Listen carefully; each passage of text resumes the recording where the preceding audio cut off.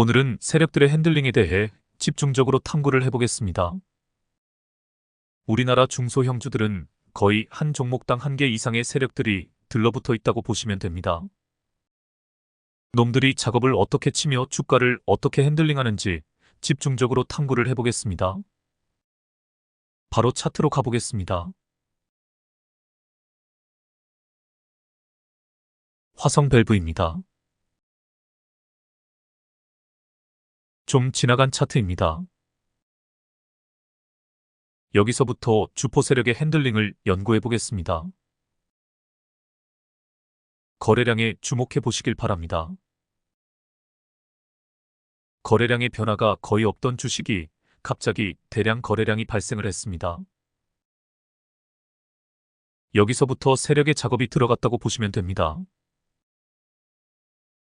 트레이더 중에 거래량만 보고 매매를 하는 트레이더들이 있다고 했습니다. 그런 트레이더들은 이런 종목만 찾아다닙니다.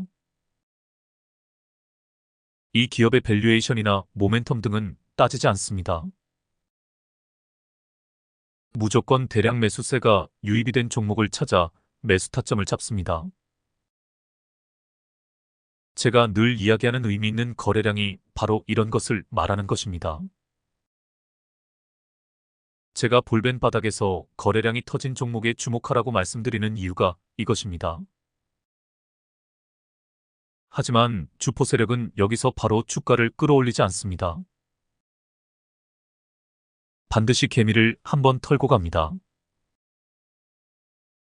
다음 상황을 보겠습니다. 보시다시피 정확히 개미털기 구간이 나옵니다.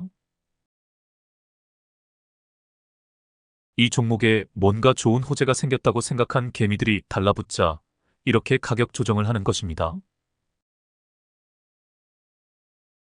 일부러 투매를 유도하여 주가를 하락시킵니다.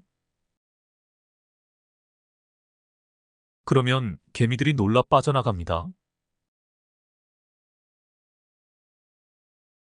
이 부분에 주목해 보시길 바랍니다. 음봉이 연속적으로 뜨고 있지만 마지막 음봉에서 아래 꼬리가 생겼습니다. 누군가 바닥에서 주가를 끌어올렸다는 뜻입니다. 과대 낙폭도 주포의 장난이고 아래 꼬리 음봉도 주포의 핸들링입니다. 다음 상황을 보겠습니다. 이게 세력들의 핸들링입니다. 주포는 이렇게 개미들이 예상하지 못한 타이밍에 주가를 급등시킵니다. 이 주식에 관심을 갖고 있던 개미들이 모두 빠져나간 틈을 이용해 기습적으로 급등을 시킵니다. 물론 대왕고래 테마가 형성된 시점이기는 합니다. 세력놈들은 이미 이 테마에 대해 알고 있었다고 보시면 됩니다. 그래서 미리 선제적으로 들어와 작업에 들어간 것입니다. 다음 상황을 보겠습니다. 이 현상이 나왔습니다. 이게 테마의 강도입니다. 갭으로 떠서 바로 상한가에 직행한 것입니다. 그러므로 바로 이러한 거래량이 발생한 날부터 놈들은 작업에 들어가 있었다는 것이 확인이 되어집니다. 제가 1월 달에 강의한 최초 상승자리 찾는 법이 바로 이 원리입니다. 다른 것은 아무것도 필요 없습니다. 오직 세력의 움직임을 찾아 따라가는 매매법이라 할 수 있습니다. 테마주이건 작전주이건 혹은 진짜 상승 모멘텀이 있는 종목이건 이런 그림이 나오면 무조건 따라 붙는 것입니다. 어쩔 수가 없습니다. 우리나라 중소형주들은 결국 세력들의 핸들링이 시작되어야 주가가 상승을 하게 되어 있습니다. 그 기업의 펀더멘탈이나 모멘텀은 두 번째입니다. 우리가 시황이라고 이야기할 때 시황은 일종의 유행을 의미합니다. 시황에 대해 제가 이렇게 비유한 적이 있습니다. 아무리 멋진 코트가 장롱 속에 있더라도 요즘 유행에 맞지 않으면 잘 꺼내 입지 않게 됩니다. 똑같은 원리입니다. 아무리 훌륭한 기업이 있어도 시황에 맞지 않으면 시장에서 주목을 받지 못합니다. 대왕고래 이슈는 아직 끝난 것이 아니라고 했습니다. 이 이슈를 이용해 세력이 달라붙어 이 종목을 핸들링을 하고 있습니다. 이 현상 이후에 어떤 식으로 핸들링을 하는지 보겠습니다. 다음 상황을 보겠습니다. 3연상에 가까운 상승이 나왔다가 고점에서 주가가 쭉 빠졌습니다. 그래도 전날 대비 14% 이상 상승한 모습입니다.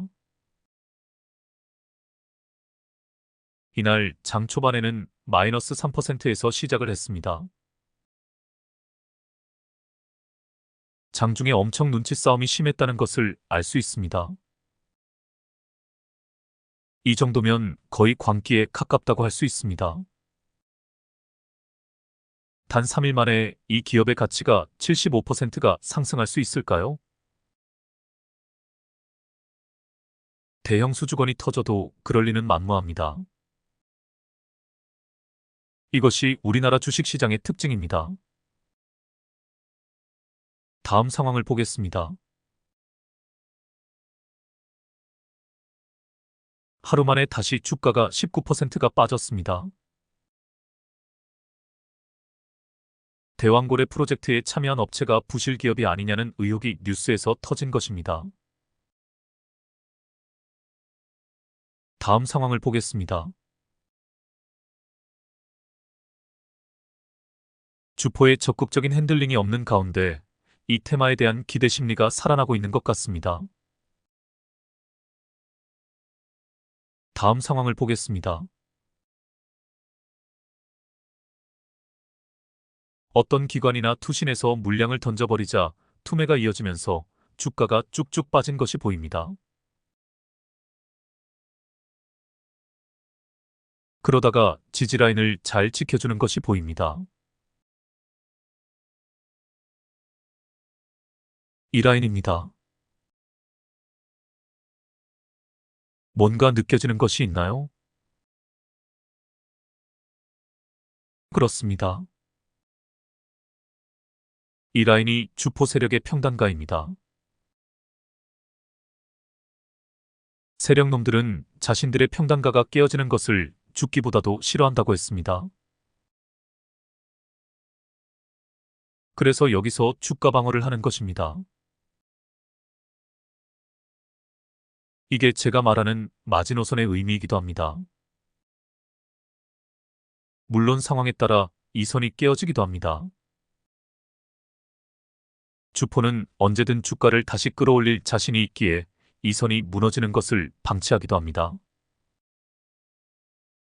하지만 그럴 확률은 10%도 되지 않습니다. 그래서 눌림목 매매 고수들은 이 자리를 노리는 것입니다. 지금 캔들들이 지지라인을 터치하고 반등한 후 13일선과 26일선 사이에 정확히 들어선 것이 보입니다. 눌림목 매매 타점이면서 1326 매매법의 타점입니다. 다음 상황을 보겠습니다. 이게 주포의 핸들링입니다. 잠잠하던 거래량이 폭증을 했습니다. 이 종목을 직접 핸들링하는 주포가 아니라면 이런 물량을 투입하지 못합니다.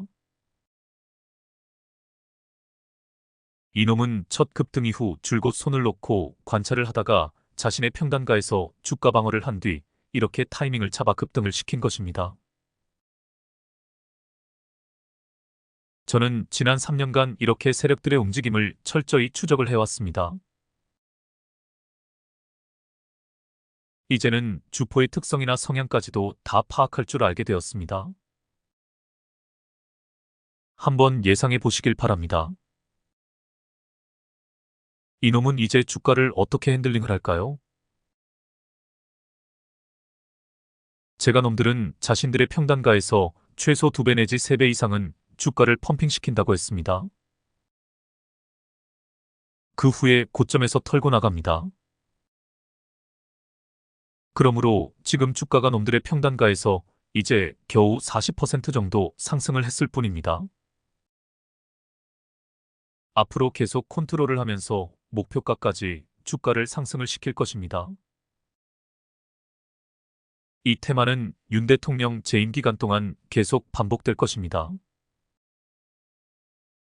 놈들은 기간과 목표 주가를 다 계산해 놓고 있습니다.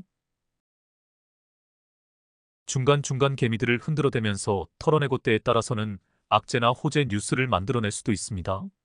하지만 결국은 목표 지점까지 도달을 할 것입니다. 이 종목에 진입한 개미가 있다고 가정하겠습니다. 문제는 놈들의 기간 조정과 가격 조정을 견뎌낼 수 있는가 하는 것입니다. 다음 상황을 보겠습니다. 거래량에 주목해 보시길 바랍니다.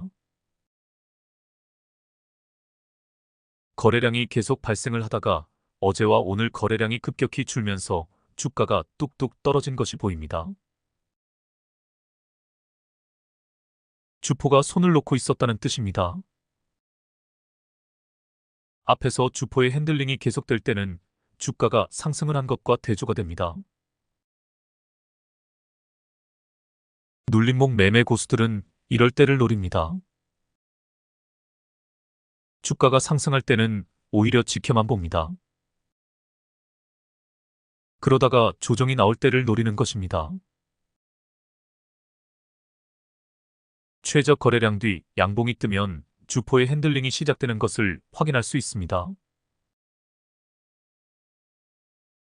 그런데 이놈은 매도 물량을 테스트하지 않고 기습적으로 급등시키는 것을 좋아하는 놈입니다. 그래서 이런 놈들은 최저 거래량 뒤 양봉을 기다리면 늦을 수도 있습니다. 반등 타이밍을 미리 예상하고 들어가는 강심장이 필요합니다. 아래 꼬리 음봉이 일종의 단서가 됩니다. 아니면 침착하게 최저 거래량 뒤 양봉을 기다릴 수도 있습니다. 다음 상황을 보겠습니다. 제가 투음봉 매매법이 상당히 의미 있는 매매법이라고 했습니다. 바로 이런 경우에 기가 막히게 들어맞게 됩니다. 최저 거래량 뒤 양봉도 보입니다. 오늘의 주제는 주포의 핸들링입니다. 앞에서 급등이 나온 종목을 이후에 주포가 어떻게 핸들링을 하는지 연구하는 것이 목적입니다.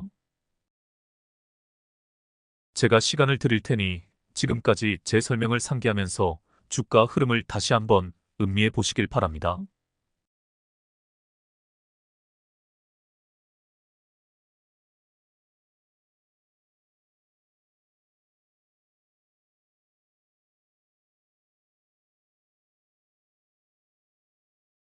이제 오늘 상황에 주목해 보시길 바랍니다. 갭으로 떠서 급등이 나왔습니다. 13일선과 캔들의 이격이 많이 벌어져 있습니다. 13일선과 26일선과의 이격도 너무 급격하게 벌어져 있습니다. 다시 조정이 나올 것을 충분히 예상해 볼 수 있습니다. 다음 상황을 보겠습니다. 이것이 주포의 핸들링입니다. 거래량에 주목해 보시길 바랍니다. 중간중간 양봉이 섞여 있지만 계속 거래량이 줄어들고 있습니다. 자연스럽게 혹은 의도적으로 다시 개미를 털어내는 과정입니다. 이제 오늘 상황에 주목해 보시길 바랍니다. 이게 포인트입니다.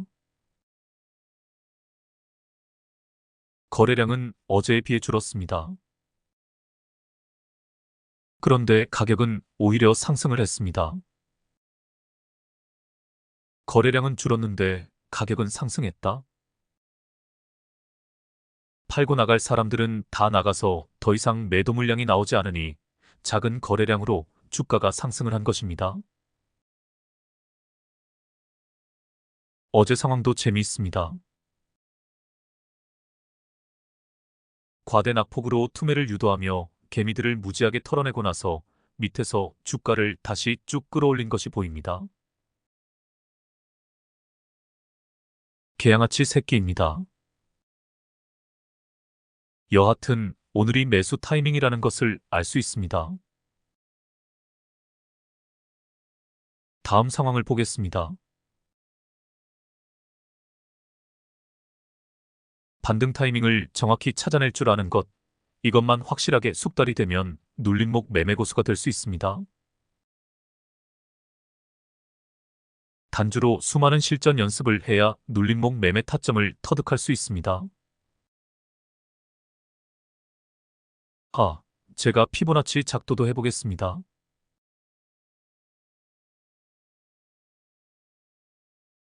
기가 막힙니다. 정확히 0.5 라인에서 반등을 합니다.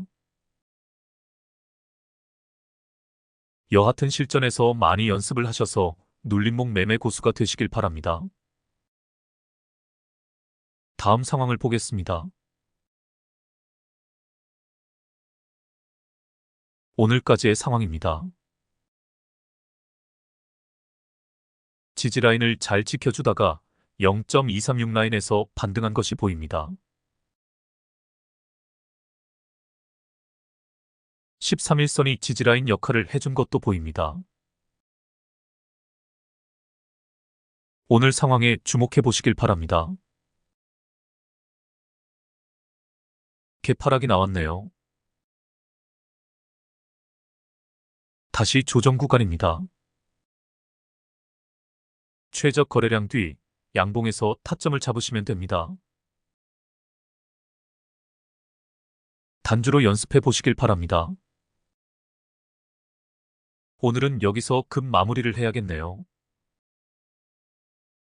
한두 종목 더 보려고 했는데 뭘 좀 할 일이 생겼네요. 오늘은 주포의 핸들링에 대해 연구를 해보았습니다. 그리고 눌림목 매매 관점에서 타점을 잡는 것을 공부해 보았습니다. 오늘도 중요한 내용이 많이 나왔습니다. 반복 시청하시면서 요점 정리해 두시길 바랍니다. 그럼 다음에 뵙겠습니다. 좋은 밤 되시길 바랍니다.